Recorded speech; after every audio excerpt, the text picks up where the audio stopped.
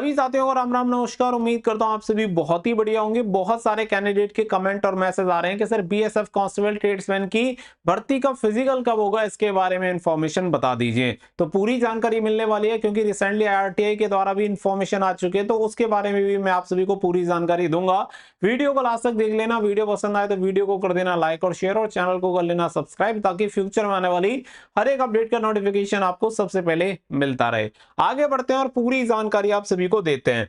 तो यहाँ पे अगर आप आरटीआई की इंफॉर्मेशन देखेंगे तो आप में से बहुत सारे लोगों की यही डिमांड थी, सर आरटीआई एक लगा दो जिससे कि इंफॉर्मेशन मिल जाए।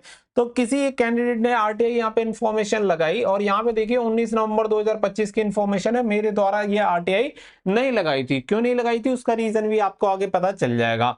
वैसे देखिए, सूचना के अधिकार अधिनियम 2005 के तहत सूचना के संबंध में कृपया आपके आरटीआई आवेदन संख्या यहाँ पे दे रखा है 12/11/2025 के संदर्भ में। यहाँ पे देखिए, उपरोक्त संदर्भ में आपको सूचित किया जाता है कि सूचना के अधिकार अधिनियम 2005 के सेक्शन 24 के तहत सीमा सुरक्षा बल को एक सुरक्षा संगठन होने की वजह से भ्रष्टाचार एवं मानवाधिकार हनन के मामलों को छोड़कर किसी भी प्रकार की सूचना देने के लिए मुक्त किया गया है। अतः आपको आपके द्वारा चाही गई सूचना प्रदान नहीं की जा सकती। तो सबसे पहली बात आप समझ लो कि जो भी आपकी सीएपी फोर्सेज हैं या बहुत सारी जो भी आर्मी, एयरफोर्स, नेवी, ये जो भी यानी कि ऐसा समझ लो सुरक्षा संगठन के अंदर जो भी आपकी फोर्स वगैरह आती हैं, वो सभी क्या है कि एनए एक स्पेशल यहाँ पे आर्टिकल है, सेक्शन है आपका सूचना अधिनियम 2005 का 24। अब इसके तहत क्या है कि ये आपको सूचना देने के लिए बाध्य नहीं है, और केवल ये सूचना दे सकते हैं आपको या तो भ्रष्टाचार से संबंधित हो या मानव अधिकार से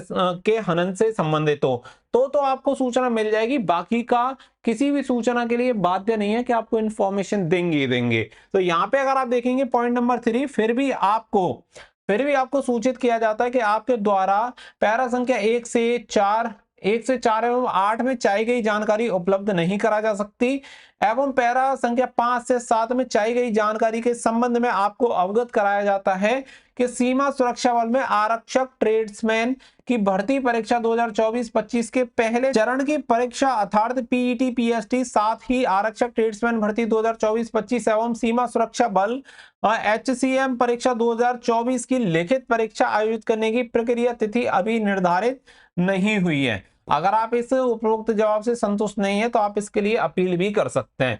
तो आपको मैं बता दूं, इसी वजह से इसके लिए आरटीआई नहीं लगाई गई थी, क्योंकि सीएपी फोर्सेस वगैरह से कोई भी इंफॉर्मेशन मांगो तो ये सेक्शन 20 जो 4 है, इसके तहत आपको ये बोल देंगे कि इसके तहत हम सूचना देने के लिए बाध्य नहीं है। तो सिंपल सी बात है, आप एक बार लगाओ 4 बार लगाओ तो जरूरी नहीं है कि इंफॉर्मेशन दे। अगर ये देना चाहे तो दे सकते हैं और ना देना चाहे तो नहीं देंगे। तो जनरली ये इंफॉर्मेशन जो होती है वो मिलती नहीं है। बहुत बार ये हो जाता है कि जब गुड लक होता है तो आपको जो टेंटेटिव डेट्स होती हैं वो दे दी जाती हैं, यानी जो प्रस्तावित तिथियां होती हैं। और प्रस्तावित तिथि की अगर मैं बात करूं, 2 डेट मैंने आप सभी को बताई थी कि पहली डेट है आपकी 23 दिसंबर और दूसरी डेट है आपकी 13 जनवरी। और ये दोनों डेट यहाँ पे मैंने आप सभी को पहले ही क्लियर कर दी थी कि इन डेट के अकॉर्डिंग आप अपनी जो तैयारी है वो यहाँ पे कर सकते हैं। इनसे आपके जो फिजिकल है वो स्टार्ट हो सकते हैं। हालांकि ये डेट अभी तक फाइनल नहीं है, क्योंकि सारी चीजों को फाइनलाइज हो जाने के बाद आपका हेडक्वार्टर से इसके लिए परमिशन मिलती है, क्लियरेंस मिलता है। उसके बाद ये डेट जो आपकी ऑफिशियल अनाउंस होती है। और अगर मान लो कि जैसे कि हेडक्वार्टर से इसकी इंफॉर्मेशन कंफर्म हो गई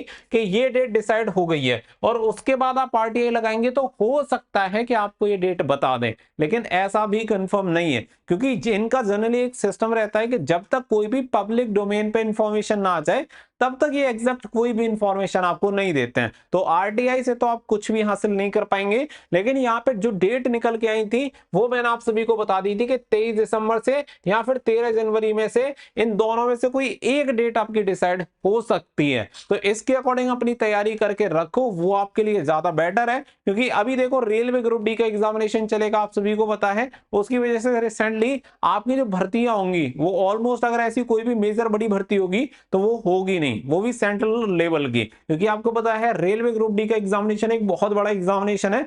और इसी वजह से ये चीज तो देखो, आपकी जो रेलवे ग्रुप डी की डेट है वो तो बाद में आई है, लेकिन पहले ही, उससे पहले ही मैंने आपको इंफॉर्मेशन बता दी थी कि 23 दिसंबर और 13 जनवरी। तो आप इससे आराम से रिलेट कर सकते हैं जबकि वो इन्फॉर्मेशन बाद में है, तो आपको क्लियर हो जाएगी कि उसी के अकॉर्डिंग ये डेट डिसाइड की गई है, यानी इनका प्रपोजल दिया गया है। तो उम्मीद है कि बहुत ही जल्दी इनमें से कोई एक डेट आपकी फाइनल हो जाएगी, उसके बाद आपको खुद क्लियर हो जाएगा। तो अभी अगर कोई आपको एग्जैक्ट डेट बोल रहा है कि डेट कंफर्म है और इसी डेट से फिजिकल होगा, तो वो डेट आपकी गलत है, ऐसा पॉसिबल नहीं है। और दिसंबर में तो बहुत कम चांस दिख रहे हैं कि आपका फिजिकल हो पाए, क्योंकि रेलवे ग्रुप डी का एग्जामिनेशन वगैरह, तो ये सारी चीजें आपकी चल रही हैं। तो एट प्रेजेंट टाइम 23 दिसंबर और 13 जनवरी दो डेट टेंटेटिव आप डेट ले सकते हैं, जिसके अकॉर्डिंग आपको फिजिकल की तैयारी करनी है। और भैया आपका पीएसटी और पीटी दोनों होता है, तो तैयारी अच्छे तरीके से कर लेना, क्योंकि बहुत सारे कैंडिडेट जो हैं वो फिजिकल में डिस्क्वालीफाई हो जाते हैं। तो जो मौका मिला है उसे जाने मत दो, क्योंकि आज के टाइम में वैसे ही सरकारी नौकरी नहीं है, और जो मौका मिल रहा है